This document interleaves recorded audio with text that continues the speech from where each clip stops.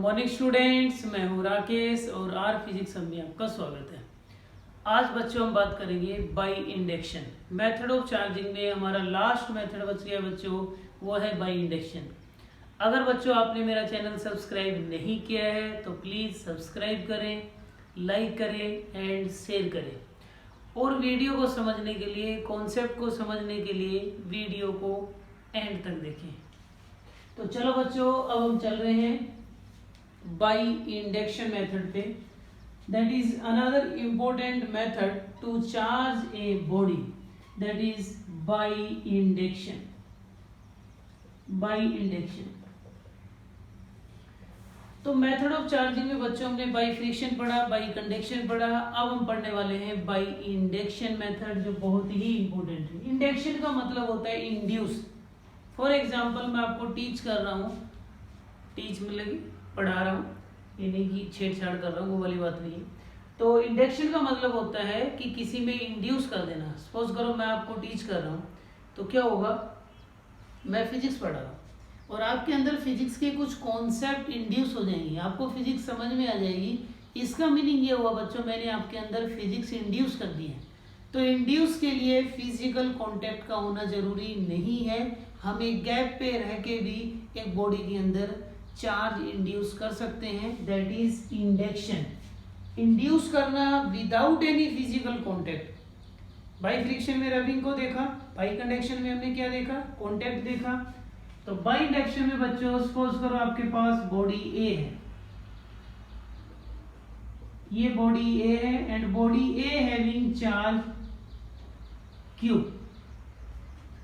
Body B is neutral. Neutral का meaning clear है, इस पे इलेक्ट्रॉन प्रोटॉन क्या है, इक्वल है। अब जैसे ही हम बॉडी बी को बॉडी ए के पास लेके आएंगे तो प्यारे बच्चों क्या होगा, ये बॉडी न्यूट्रल है, इसका मतलब क्या है, इसमें इलेक्ट्रॉन और प्रोटॉन इक्वल अमाउंट में है। ठीक है। अब प्रोटॉन आपको पता है न्यूक्लियस के अंदर फिक्स होते हैं, कभी भी प्रोटॉन और न्यूट्रॉन का मूवमेंट नहीं होता है।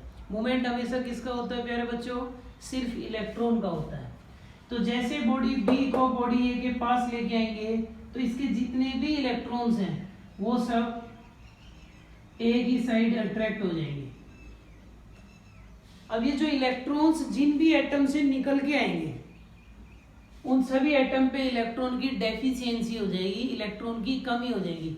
हर एटम न्यूट्रल है, अब उन एटम से इलेक्ट्रॉन निकल के इस साइड आ गए तो उन एटम पे कैसा चार्ज क्रिएट होगा, उन एटम्स पे पॉजिटिव चार्ज क्रिएट होगा जहां से ये इलेक्ट्रॉन्स निकल के आए हैं और बॉडी न्यूट्रल है।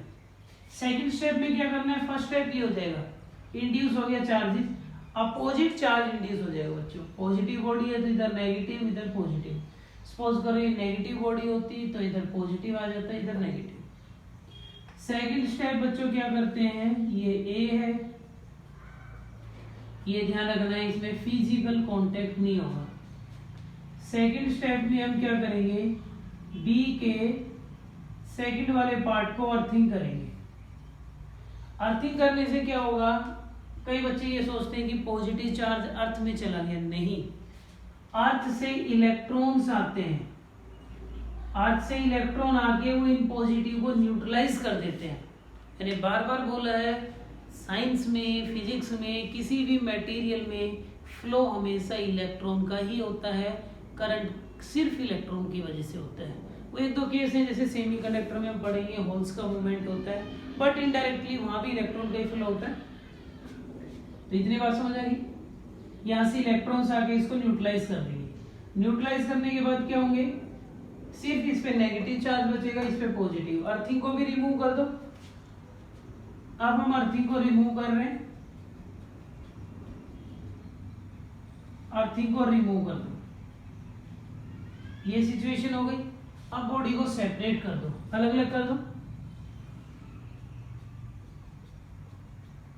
अलग अलग करेंगे और अगर ये कंडक्टर है तो कंडक्टर की खास बात ये होती है कि नेगेटिव चार्ज कंप्लीट बॉडी में डिस्ट्रीब्यूट हो जाता है।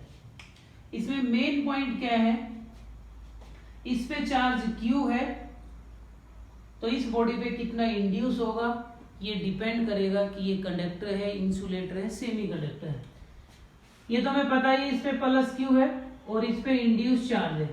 तो बच्चों जो इंड्यूस चार्ज होगा वो always minus Q 1 minus 1/k, इस हिसाब से इंड्यूस होता है।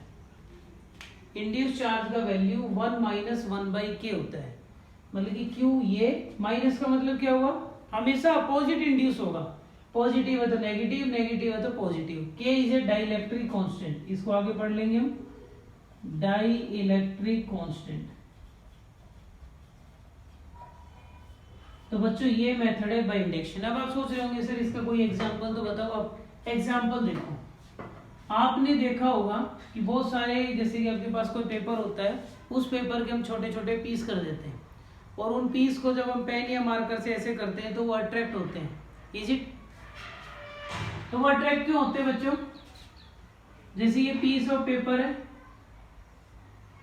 ये पेन या मार्कर है, सपोज करो आपका पेन या मार्कर पॉजिटिव चार्ज है, तो बाय इंडक्शन इधर नेगेटिव आ जाएगा और इधर पॉजिटिव, तो ये अट्रैक्ट हो जाएगा। तो जो पीस ऑफ पेपर होते हैं वो अट्रैक्ट होते हैं, वो दूर से ही अट्रैक्ट हो जाते हैं, वो बाय इंडक्शन का एग्जांपल है। फिर थोड़ी देर के बाद क्या होता है, वो पेज नीचे भी गिर जाता है, क्योंकि नेगेटिव और पॉजिटिव कांटेक्ट में आएंगे तो क्या होगा, चार्ज न्यूट्रलाइज हो जाएगा, ये न्यूट्रलाइज हो जाएगा, फिर ये पॉजिटिव पॉजिटिव को रिपेल कर देगा, फिर वो पेपर फॉल डाउन कर जाएगा। तो ये होता है बाय इंडक्शन की किसी बॉडी को दूर से चार्ज करना। और एग्जांपल देता हूँ, जैसे आपने कभी देखा हो टीवी स्क्रीन होती थी, टीवी स्क्रीन के सामने हम अपने हैंड को ऐसे करते थे तो ये जो हेयर है वो बिल्कुल स्ट्रेट हो जाते थे। आप सभी को पता है कि टीवी स्क्रीन चार्ज होती है तो उस पर या पॉजिटिव या नेगेटिव चार्ज होता है। फिर हम अपने ऐसे हैंड को लेके जाते हैं तो हमारे हेयर पे अपोजिट चार्ज इंड्यूस हो जाएगा। सेकंड एग्जांपल देखो, ये टीवी स्क्रीन है, टीवी स्क्रीन पे सपोज करो पॉजिटिव चार्ज है, और आपके हेयर ऐसे थे वो स्ट्रेट क्यों हो जाएंगे, क्योंकि उनमें ऐसे चार्ज इंड्यूस हो जाता है, ऐसे इंड्यूस होगा तो नेगेटिव पॉजिटिव की साइड अट्रैक्ट हो जाएगा। ऐसे हैं, ऐसे लेटे हुए हेयर है, फिर बिल्कुल ऐसे स्ट्रेट हो जाएंगे। ये भी बाय इंडक्शन के एग्जांपल है, इसमें कोई फिजिकल कॉन्टेक्ट नहीं है। अगर बॉडी को नेगेटिव चार्ज करना हो तो आप पॉजिटिव चार्ज लेके आए, और पॉजिटिव चार्ज की बॉडी चार्ज करना हो, अगर बॉडी को पॉजिटिवली चार्ज करना हो तो नेगेटिव चार्ज की बॉडी है। तो बाय इंडक्शन के लिए फर्स्ट पॉइंट, फिजिकल कांटेक्ट जरूरी नहीं है, नंबर 1। दूसरा पॉइंट, जितना चार्ज इस पे होता है उतना चार्ज इंड्यूस होगा, ये जरूरी नहीं है। सपोज करो मैं आपको पढ़ा रहा हूँ, हर बच्चे में फिजिक्स के कॉन्सेप्ट इक्वली इंड्यूस हो, ये जरूरी नहीं है।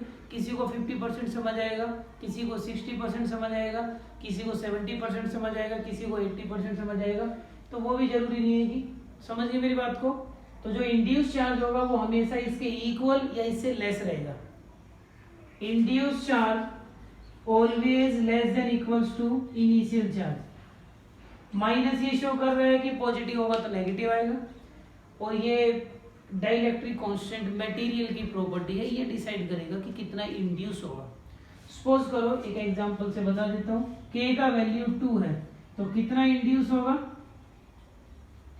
1 माइनस 1/2, तो कितना इंड्यूस हुआ, 1 माइनस हाफ, मतलब कि हाफ इंड्यूस होगा अगर किसी का डाइइलेक्ट्रिक कांस्टेंट 2 है। लेकिन कंडक्टर के केस में इक्वल हो जाएगा, क्योंकि बच्चों कंडक्टर के लिए जो k का वैल्यू वो इनफाइनाइट होता है, तो इंड्यूस चार्ज हो जाएगा -q 1 माइनस 1/∞। कंडक्टर के लिए k का वैल्यू इन्फिनिटी और समथिंग अपॉन इन्फिनिटी 0 होता है, तो बच्चों q इंड्यूस आ जाएगा -q 1 minus 0 that is -q। तो अगर कंडक्टर है तो सेम चार्ज इंड्यूस हो जाएगा अपोजिट साइन का, अगर कंडक्टर नहीं है तो उससे कम इंड्यूस होगा बट साइन अपोजिट ही रहेगा। आई होप आपको बाय इंडक्शन भी समझ आया होगा। अगर बच्चों आपको लेक्चर पसंद आए तो प्लीज़ इसे सब्सक्राइब करें, लाइक करें और शेयर करें। Thank you.